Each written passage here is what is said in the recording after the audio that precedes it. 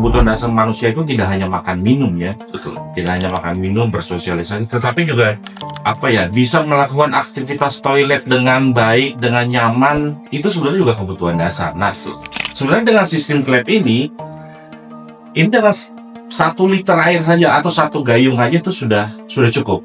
Karena dia sistemnya ada model pemberatnya. Ketika ada beban masuk di sini, dia akan terbuka, dia otomatis langsung tertutup. Nah, ini adalah sambungan pipanya. Jadi ketika kotoran keluar keluar di sini ke bawah air dan ke arah septic tank. Oke. Sanitasi itu adalah masalah yang besar dan kompleks, complicated lah. Selamat datang di Ngopi, ngobrolin perihal sanitasi. Bersama saya Bumi dari YSC Indonesia. Teman-teman semua, podcast Ngopi ini adalah podcast yang ngebahas soal sanitasi di Indonesia. Dan teman-teman semua harus tahu bahwa semua pergerakan kecil akan menimbulkan dampak besar di kemudian hari. Teman-teman, hari ini adalah hari yang sangat spesial karena kita kedatangan tamu yang gak kalah spesial, tamu yang sangat inspiratif.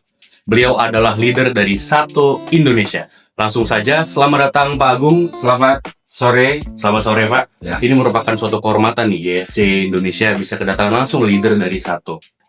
Baik Pak, sebelum kita masuk lebih jauh ke Sato, mungkin Bapak bisa berikan prolog sedikit dan cerita bagaimana sih perjalanan Bapak akhirnya bisa bergabung dengan Sato Indonesia dan sekarang menjadi leader di Sato Indonesia. Oke, ceritanya panjang ya, tapi saya coba bikin singkat lah. Jadi 2015 sampai 2017 itu saya menjadi tukang WC lah, kalau bahasa gampang. Jadi saya membuatkan WC untuk masyarakat yang butuh WC. Terus kita memberikan sosialisasi, kita membangunkan toilet itu dengan mekanisme kredit. Jadi kita tidak semata-mata hanya menjual, tapi kita juga memberikan solusi. Nah, akhirnya di 2018 saya bergabung dengan Sato. Kebetulan pada saat itu memang Sato sebagai produsen toilet itu sedang mencari yang bisa istilahnya mengembangkan sanitation business di pedesaan. Nah, saya coba apply, akhirnya saya diterima sampai sekarang. Oke. Berarti dari background Bapak memang tentu ada hubungannya dengan toilet ya Pak? Nggak jauh-jauh dari toilet. Pasti. Oke Pak, sekarang kita mulai masuk ke Sato. Bisa kita lihat Pak di sini visi dari Sato sendiri, a better life every day. Nah, pertanyaan saya adalah gimana sih Sato ini memandang makna dari a better life? Oke, jadi kalau saya cerita Sato ini sebenarnya kan bagian dari Lixil. Jadi kalau tagline kita sebenarnya Sato part of Lixil. Jadi Lixil itu sebagai induk corporate-nya itu mempunyai visi. Kita yang menyebutnya adalah make better homes a reality for everyone everywhere. Yeah. Nah, itu adalah tagline besarnya, dan Sato ini sebagai salah satu produk inovatif yang coba kita majukan, itu mempunyai visi yang tadi disebutkan. Jadi sebenarnya better life itu kaitannya dengan kebutuhan dasar. Jadi kebutuhan dasar manusia itu tidak hanya makan minum ya, Betul. tidak hanya makan minum, bersosialisasi, tetapi juga bisa melakukan aktivitas toilet dengan baik, dengan nyaman. Itu sebenarnya juga kebutuhan dasar. Nah, kadang-kadang titik itu tuh pada lupa gitu loh, atau bukan lupa, agak sedikit mengabaikan, tidak memperhatikan. Jadi kadang-kadang disitulah menjadi masalah bagi suatu daerah, bagi suatu negara. Oke, dan kita juga bisa lihat ya Pak di sini Sato ini dia bisa mengatasi masalah hemat air, bebas lalat, tidak bau dan mudah pemasangannya. Ya, Sebenarnya apa sih Pak spesialnya produk Sato ini yang membedakan dia dari produk-produk yang lain? Oke. Saya cerita dulu latar belakangnya kenapa akhirnya muncul Sato. Jadi sebenarnya gini. Jadi 2012 itu tim teknologi kita itu melakukan riset di Bangladesh pada saat itu. Jadi meneliti kenapa masih banyak orang BABS. BABS itu tahu kan ya, buang air besar sembarangan. Nah, jadi di situ ditemukanlah beberapa alasan. Ternyata jadi salah satu yang muncul adalah dia atau rumah tangga itu atau individu itu masih BABS karena sulitnya air. Jadi otomatis saya bikin rumah, airnya susah, air bersihnya harus beli, air bersihnya harus ngambil. Saya mendingan gak usah bikin toilet. Saya mendingan BAB-nya di luar.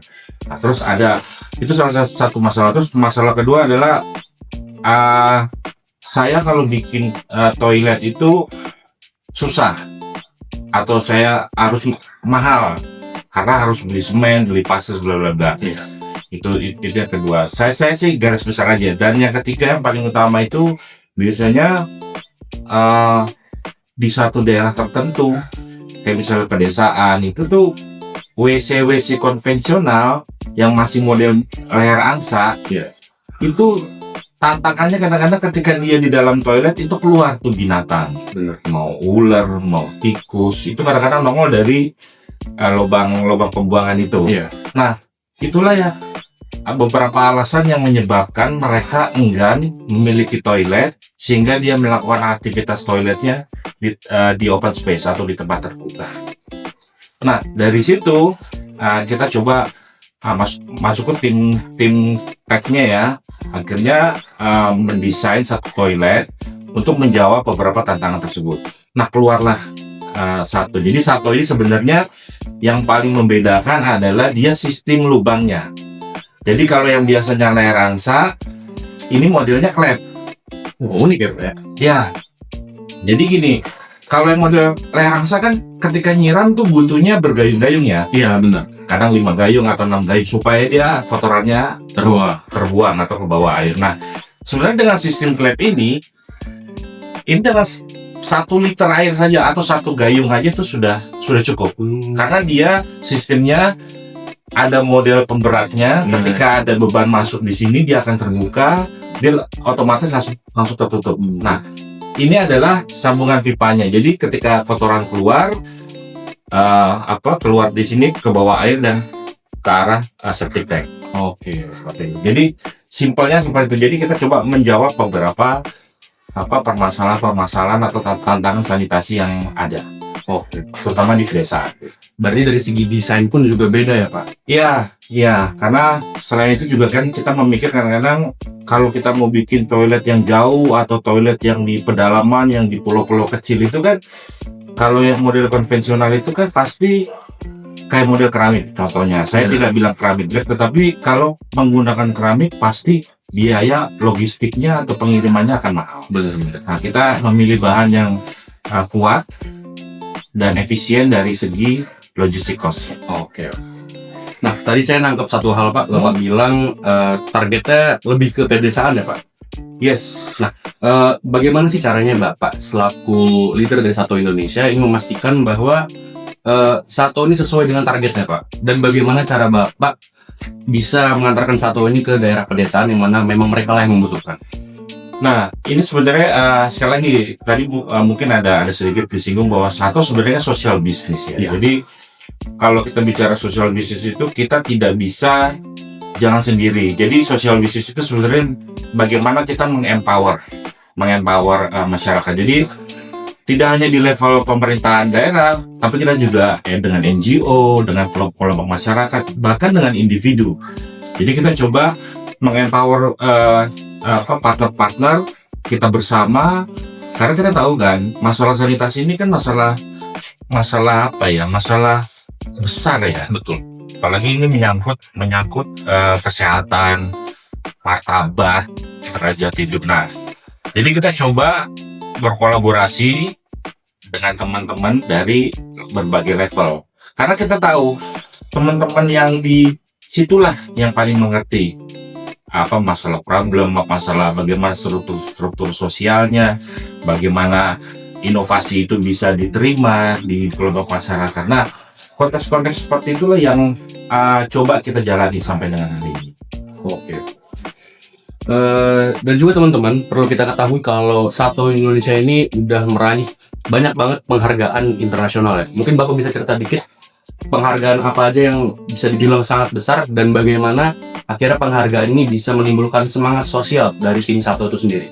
Ya, sekali lagi, karena Sato ini sebenarnya social business dan sangat unik. Jadi di setiap negara, karena gini, satu ini kan tidak hanya di Indonesia, kita ada di beberapa negara Afrika, kita ada di negara Asia. Jadi satu ini bagaimana dia bisa apa ya istilahnya berjalan seiring dengan kondisi negara tersebut, kondisi masyarakatnya seperti apa, adat istiadatnya seperti apa, kebiasaan mereka seperti apa. Nah, disitulah kita mencoba sekali lagi dengan tagline empower people, empower community, empower people. Nah, itulah menjadi kunci bagaimana kita bisa berjalan beriringan dengan teman-teman, dengan partner. Jadi konteks-konteks seperti itu yang sebenarnya sedikit unik tapi spesial. Oke, kita tidak menjalankan ini sebagai common business, tapi kita melakukannya dengan cara yang berbeda. Oke. Nah, itu tadi saya dapat satu kata Bapak social business ya. Yes. Nah, begini Pak, background saya sosiologi dan Bapak bisa koreksi kalau saya salah. Kita semua mengetahui bahwa satu ini adalah produk, yang mana ini adalah bisnis seperti yang Bapak bilang tadi. Tapi saya yakin satu ini lahir karena memang ada permasalahan yang harus kita cari solusinya. Oh iya. Dan satu ini merupakan salah satu solusi. Nah, Bapak sebagai leader, bagaimana sih cara Bapak untuk menguatkan rasa kepekaan sosial tim Bapak, walaupun ini bisnis Pak? Oke, sekali lagi, saya agak kembali ke depan. Jadi sebenarnya aktivitas toilet itu sebenarnya kan berkaitan dengan derajat ya. Artinya derajat hidup manusia itu kan bukan hanya sekedar soal makan, minum, soal tidur. Tapi kan buang air besar itu juga salah satu menjadi ukuran apa ya istilahnya kesejahteraan masyarakat. Nah, kita masuk di situ. Jadi kalau kita ngobrol sama masyarakat, kita ngobrol nih, misalnya kita melakukan pendekatan misalnya kita mau intervensi di daerah tertentu, kita ngobrol, kita kumpulkan masyarakat sana, kita ngobrol santai bla bla bla. Kita langsung masuk pada titik itu. Ibu apa namanya, atau bapak atau anak bapak atau anak ibu kalau BAB di mana? Wah, saya di luar Pak, saya di ini. Nah, di titik itulah coba kita masuk pelan-pelan. Karena kan apalagi kalau anak perempuan ya, kadang-kadang kan kalau hujan, kalau itu kan menjadi sesuatu yang apa ya, di daerah-daerah, di beberapa daerah tuh kalau anak perempuan keluar malam terus melakukan aktivitas toilet di tempat umum itu kan menjadi satu hal yang tabu. Nah, kadang-kadang kita masuk di situ, dan teman-teman kita juga selalu bilang, saya juga amat partner, kebetulan partner yang sangat mempunyai passion yang sama dalam konteks sanitasi. Kita selalu jalan bareng. Kita selalu bilang bahwa kalau ngomong sanitasi jangan ngomong harga, jangan ngomong jual barang, bla bla bla. Kamu harus masuk di kebutuhannya dia apa. Kamu harus tahu kebutuhannya dia apa. Terus bagaimana caranya mengangkat kehidupan mereka melalui toilet yang nyaman, air. Itu. Nah, terus Pak, kita kan dari WSI Indonesia ini juga bekerja sama ya dengan Satu Indonesia terutama. Gimana sih tanggapan Bapak dari pandangan Bapak ngelihat masyarakat secara langsung yang udah memakai Satu, Pak? Oke, ini sebenarnya case yang menarik nih. Jadi gini, seperti tadi saya jelaskan kan. Jadi kita coba istilah approach kita tuh variatif. Nah, salah satunya kita melihat bahwa anak muda ini nih bisa menjadi sesuatu. Dia tuh agent of change, atau bisa dibilang dia game changer lah. Tidak hanya dalam problem-problem sosial yang lain, tetapi sanitasi juga bisa. Saya yakin itu. Pertama kali kita ketemu WSI itu di World Water Forum di Bali tahun 2023. Jadi kami mengetahui bahwa dia salah satu pemenang Kyoto Grand Prize tuh. Karena untuk menang itu pasti tidak mudah kan. Pasti dia harus melakukan sesuatu yang inovatif dan influencing. Nah, makanya karena kita Satu ini berangkat juga mau sesuatu yang berbeda, artinya pendekatan kita nggak bisa yang umum, nggak bisa yang common, kita harus coba cara lain. Nah, salah satunya anak muda. Kita punya beberapa proyek atau program lah khususnya di Lampung ini. Nah, kita melihat kita sudah punya satu portfolio di sini, kita punya public toilet. Nah, kita melihat biasanya public toilet itu tidak berumur lama. Karena konteks pemeliharaan, terus sense of belonging masyarakat tuh agak rendah kalau sudah bicara umum, toilet umum, telepon umum. Nah, strategi kita adalah kita mengajak kelompok pemuda di sana untuk melakukan menjaga, merawat. Nah, Syukurlah alhamdulillah sampai hari ini masih berfungsi dengan baik. Iya. Tentunya ini menjadi salah satu bukti bahwa anak muda itu pasti punya sesuatu yang bisa bersama-sama untuk menanggulangi problem-problem sanitasi. Jangan bicara negara, tetapi konteksnya kita kecil dulu aja. Di tetangga kamu, di lingkungan kamu itu dulu. Nah, dari situ kita bawa ke level yang lebih besar. Oke. Nah, ngomongin soal anak muda nih Pak, Ya. agent of change, game changer. Yes. Nah, gimana sih Pak untuk kita sebagai anak muda, khususnya Gen Z ya? Ya. Bila kita memiliki ide-ide kreatif, mungkin ide-ide inovatif, dan apa sih Pak langkah konkret yang bisa kita lakukan untuk menanggapi, menyikapi, memberikan solusi terkait isu sanitasi di Indonesia? Oke, yang saya catat sih anak muda itu kok cara komunikasinya berbeda dengan level-level umur saya gitu ya. Dia punya bahasa sendiri, dia pasti punya strategi sendiri, dan kalau yang saya agak sedikit catat, anak muda itu sedikit idealis, Gen Z ya, karena anak saya Gen Z, dia itu cukup idealis. Jadi kalau kita bisa mengangkat idealisme dia dalam konteks sanitasi atau konteks higienitas atau konteks, kalau satu ini kan sebenarnya salah satunya adalah kita pengen konservasi terhadap sumber air, Ya. di mana nyiramnya sedikit dan otomatis sumber daya air pun bisa terjaga. Nah, Benar. kita coba masuk di situ, komunikasinya di situ, karena saya yakin ketika dia bawa pesan ini ke rumah, dia akan ngomong sama orang tuanya pasti akan mendengar. Tuh. Kalau kita tembak-tembak hal-hal yang sifatnya yang ini kepada orang tua, atau sifat-sifat yang mekanis taktis kepada orang tua, pasti akan sulit karena mereka sudah punya mindset sendiri. Tapi kalau kita bawa pesan ini ke anak muda, pasti akan berubah. Benar-benar. Pasti akan, karena contohnya kalau misalnya gini, dalam satu keluarga pengen beli TV, Iya. pasti kalau orang tua pasti nyarinya apa sih? Oh, harga, merek, udah kan itu. Tapi kalau kita ngomong sama anak muda, pasti anak muda, saya pengen yang bisa mirroring, saya pengen yang Android TV, bla bla bla bla. Nah, akhirnya ketika orang tua itu nanya ke anaknya akan memberi pengaruh besar. Akhirnya decision-nya adalah kebutuhan si anak. Nah, konsep-konsep sederhana itu yang pengen kita bawa dalam konteks sanitasi, dalam konteks sosial muda, bagaimana anak muda bisa menjadi agent of change itu. Oke. Ya. Nah Pak, sekarang bila kita melihat 5-10 tahun ke depan, Ya. kira-kira apa sih impian Bapak terhadap satu Indonesia dan juga khususnya terkait sanitasi di Indonesia? Oh, sederhana sih sebenarnya. Saya pengen yang kemarin saya lihat, misalnya saya kemarin tuh ke daerah Tasikmalaya. Oke. Di Tasikmalaya itu ada satu rumah yang belum punya toilet. Dia masih BABS sembarangan. Saya pengen paling tidak dalam 5 tahun ke depan dia sudah punya toilet. Sederhana. Jadi saya pengen masyarakat Indonesia itu punya toilet yang nyaman buat anak-anak mereka, apalagi anak didik mereka, apalagi orang tua mereka. Karena kalau sudah tua, kalau udah konteksnya dia harus ke kebun, dia harus ke sungai dalam melakukan aktivitas toilet, itu sangat berbahaya. Jadi harapan saya itu jelas. Saya pengen masyarakat Indonesia punya toilet yang layak, dan tentunya secara bisnis saya pengen satu itu menjadi jawaban, menjadi solusi yang tepat guna, bisa menjawab permasalahan sanitasi di Indonesia, terutama di daerah pedalaman, daerah terluar, daerah terdalam, daerah terdepan. Itu sanitasinya sangat perlu intervensi dari kita semua. Oke. Nah, mungkin kita mundur sedikit Pak ke pertanyaan sebelumnya. Tadi saya bertanya, apa sih peran anak muda di bidang sanitasi ini? Nah, terjadinya perbedaan pendapat Pak.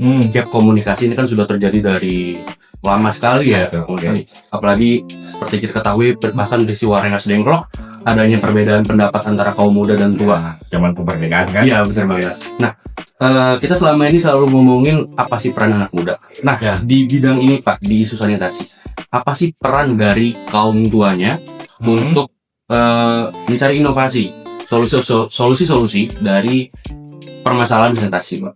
Dari point of view orang tua gitu ya. Ya, orang tua kan sekali lagi, orang tua itu kan kalau apalagi Indonesia ya, Orang tua itu kan bertanggung jawab terhadap seluruh kebutuhan anggota keluarga gitu kan.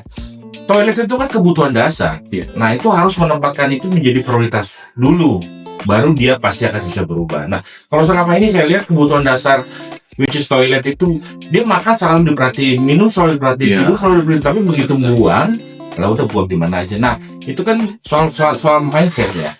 Nah saya pengen orang tua itu juga memperhatikan sampai di situ, karena ketika dia buang sesuatu atau limbah keluar, itu kan tidak hanya merugikan keluarganya, juga merugikan tetangganya, lingkungannya, tumbuh-tumbuhan, binatang segala macam. Nah, di situ dulu orang tua, saya bukan menyalahkan orang, cuman orang tua dalam titik itu orang tua itu berperan penting. Nah, ketika para orang tua sudah sadar atau sudah mau, disitulah ada peran anak-anaknya. Oke. Ada peran anak muda yang bisa melakukan komunikasi atau melakukan gaya-gayanya sebagai Gen Z atau sebagai agent of change. Nah itu yang sebenarnya yang apa ya, yang ideal. Cuman kadang-kadang ya banyak lah hambatan, itu banyak, tidak semudah itu. Oke, baik.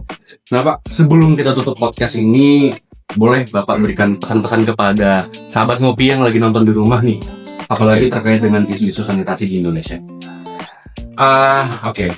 Jadi saya hanya mau mengajak, atau kami itu sebagai prinsipal dan teman-teman partner di Indonesia pengen atau mengajak atau membuka kerjasama atau kolaborasi atau program atau apapun lah namanya bentuknya, karena kami yakin untuk mengatasi sanitasi itu pasti tidak bisa sendiri. Sanitasi itu adalah masalah yang besar dan complicated lah. Jadi baik dari level pemangku kebijakan, dari level NGO, dari level organisasi kemasyarakatan, bahkan individu, sekali lagi tadi saya sudah ngomong, kami mengajak, kami terbuka untuk kerjasama apapun bentuknya. Nanti tinggal kalau di Lampung sini kita ada partner YC, silakan ke YC ngobrol-ngobrol, nanti kita bisa berdiskusi bersama seperti itu. Oke, baik. Teman-teman, nggak berasa podcastnya udah mau berakhir nih. Banyak banget ilmu yang kita dapetin hari ini. Mulai dari pentingnya komunikasi nih antara kaum muda dan kaum tua, tentang apa sih yang harus kita bahas, apa sih inovasi-inovasi yang harus kita adakan, apalagi terkait dengan isu-isu sanitasi. Dan teman-teman, kepekaan masyarakat itu juga penting, karena isu sanitasi ini adalah isu yang sangat jarang diangkat. Sedangkan isu sanitasi, seperti yang tadi saya bilang di awal, ini adalah hal kecil, tapi bila kita tidak peduli, kedepannya akan berdampak lebih besar. Teman-teman semua, tetap peduli lingkungan, jaga sanitasi, dan jangan lupa ngopi. Terima kasih Pak Ago. Sama-sama.